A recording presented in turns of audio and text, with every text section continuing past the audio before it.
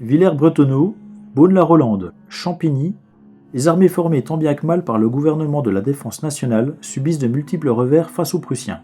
À Belfort, le face-à-face des soldats français et allemands se poursuit pendant que se prépare la première attaque sérieuse des Prussiens.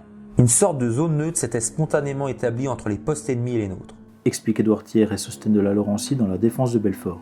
Une neutralité troublée périodiquement par des petites luttes et des petites victoires des nôtres au Salbert, à Valdoie, Éloie, Offemont, Vétrines, Andelnans, Botan et Serres. Pour harceler l'ennemi, le colonel Aristide d'Enfer Rochereau décide, vers le 20 novembre, la création de 8 compagnies d'éclaireurs composées de soldats volontaires qui opèrent librement, chacune sur un secteur. C'était comme une sortie permanente de la place, insaisissable pour l'ennemi, grâce à son extrême mobilité qui, jointe à la très grande habitude du terrain, la rendait redoutable et qui produisit en détail une grosse somme de dégâts. Marcel Poilet, engagé volontaire, est cantonné au Perche, où il périt d'ennui, jusqu'à ce qu'il découvre la création de ces compagnies. Jamais article inséré dans un rapport militaire ne causa tressaillement de joie pareil à celui qui s'imposa à moi. Mes vœux les plus ardents allaient être comblés, courir les aventures, errer aux avant-postes, faire la chasse à l'ennemi, le dépister, le saisir, le toucher, tirer son coup de fusil, à coup sûr se servir de sa baïonnette. Inscrit le premier, il entre avec le grade de caporal dans l'une des compagnies. Les sorties se transforment parfois en expéditions gastronomiques. Toujours avides d'améliorer l'ordinaire, les hommes se régalent des vivres découverts dans les maisons à l'abandon, ou encore dans ce champ de choux disputé à un poste ennemi d'une douzaine d'hommes qui paraissaient stupéfaits par notre audace. Leur manger ainsi leurs choux à leur nez, à leur barbe. La rentrée à Pérouse fut triomphale. On s'empressait, on nous félicitait. En ville et dans les forts, les travaux n'ont pas cessé. La citadelle, la Miotte et la justice sont solidement armés. Il manque toujours des abris à Bellevue. La gare a été transformée en une sorte de grande redoute reliée au fort de Bellevue par une tranchée. Pérouse et Danjoutin sont assez bien organisés, tout comme le hameau de la Forge. Au Mont, par contre, plusieurs compagnies sont cantonnées dans des conditions terribles, sans abri, de l'eau et de la boue jusqu'aux genoux, sans vêtements convenables, dans l'impossibilité de se reposer vraiment.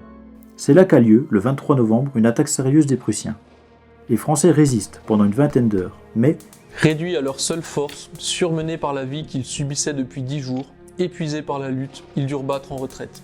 Ils revinrent à Belfort dans un état piteux qui fit impression, raconte un soldat anonyme. Ils en revinrent démoralisés, dans un état déplorable, et beaucoup d'entre eux en rapportèrent le germe de la petite vérole et de la fièvre typhoïde, qui firent depuis un grand nombre de victimes dans la ville et dans la garnison. Constate Édouard Mény, maire de Belfort. Fin novembre, l'ennemi parvient à s'établir à Bavilliers et à creuser une tranchée à 1100 mètres du fort de Bellevue. C'est là que se trouve François-Joseph Thiault depuis le 25 novembre. Les Prussiens se rapprochent. Les obus tombent sur le bâtiment où nous sommes et nous y délogent. Le feu éclate une heure après un peu partout. Le bataillon sort et échange bien quelques coups de feu, mais la canonnade ne cesse pas. Nos chefs logent tous en ville et nous sommes sans commandement. Nous nous replions sur Belfort un peu à la débandade en regardant l'incendie. Cette attaque de Bellevue n'est pas sérieuse, et le fort reste aux mains des soldats français. Mais l'ennemi, maître du Mont, de Cravanche, d'Essert et de Bavilliers, se trouve désormais solidement installé sur la rive droite de la Savoureuse. Le gouverneur avertit les habitants d'avoir à prendre toutes les précautions pour se prémunir, autant que possible, contre les effets d'un bombardement qui pouvait désormais commencer d'un moment à l'autre. Note Léon Belin. Il prescrivit de faire les enterrements à la tombée de la nuit, et sans cortège, pour éviter des rassemblements qui eussent attiré les feux de l'ennemi, de ne point allumer le gaz dans les faubourgs, et de ne point circuler de nuit avec des flambeaux.